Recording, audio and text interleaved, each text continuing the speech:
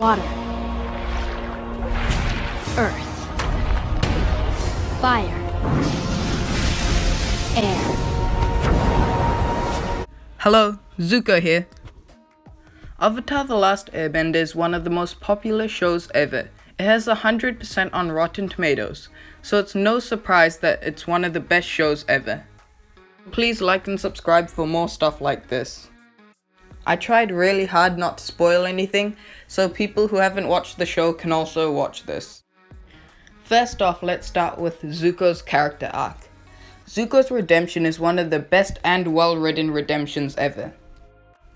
Zuko was banished for reasons that are originally unknown, and his only goal is to capture the Avatar, Aang, who is the only person or thing that can stop his dad's plan.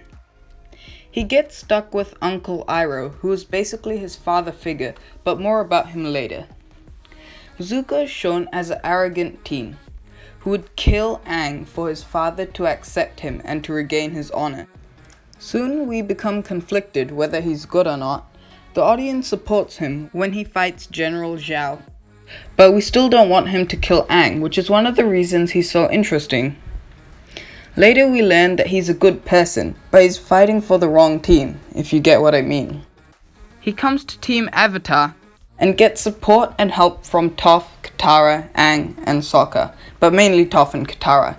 He joins them in their fight against Fire Lord Ozai and the Fire Nation to restore peace. I'm hoping I didn't say too much. If you've seen the memes, you'll know who Iroh is.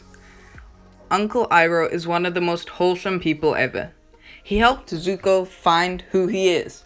He mentored and had faith in Zuko, and even treated him like his own son when he got banished from the Fire Nation. Uncle Iroh also gives anyone advice who needs it, even if they don't know it yet.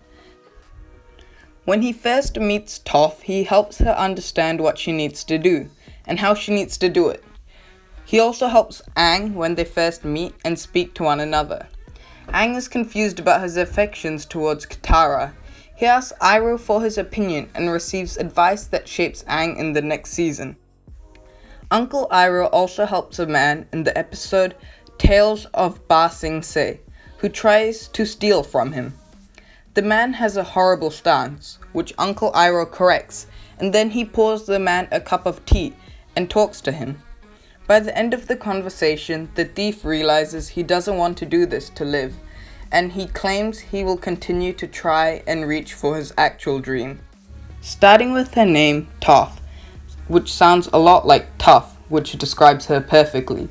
She is a blind little girl, yet is the first metal bender and one of the most powerful benders of her generation. And if you don't care about redemptions, wise stories, relationships, or fights, you will watch the whole show just for Toph's insults and jokes. Overall, she's funny, powerful, and badass. And what's cooler is she can trash talk. Katara and Sokka are siblings from the Water Tribe who are the ones that find Aang in the iceberg. Katara is a waterbender, and Sokka is a non-bender, but he's equally important to the story. Katara ends up being the main love interest of Aang, and Sokka's there for comedic purposes. But she can be kind of motherly. I mean, from the minute they met, she was so worried about him. Will you go penguin sledding with me? Sure, I guess. I mean, she's loving, caring, and incredibly supportive. If it weren't for her, nothing would get done. It's her motivation and burning desire to help others that pushes the team forward.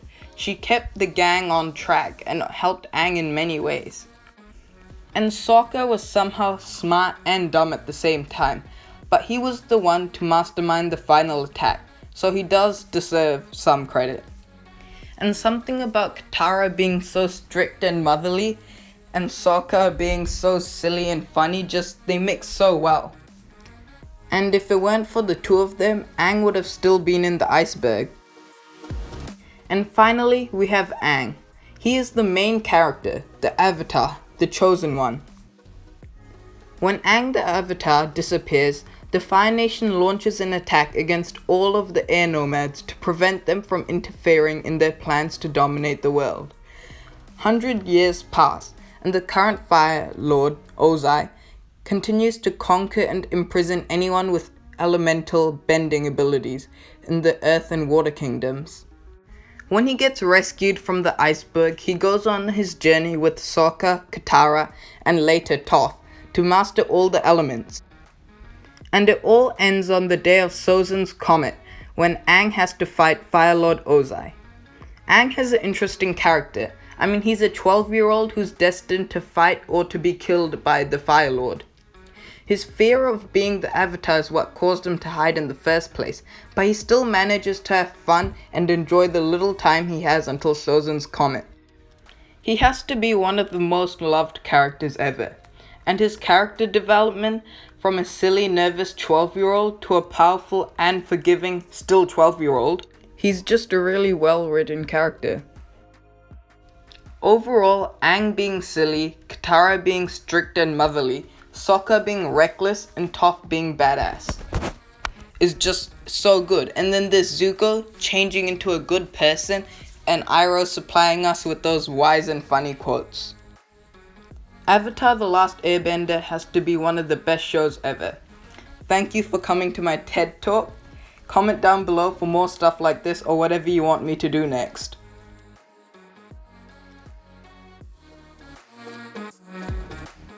Be sure to like and subscribe, and I'll see you in my next video.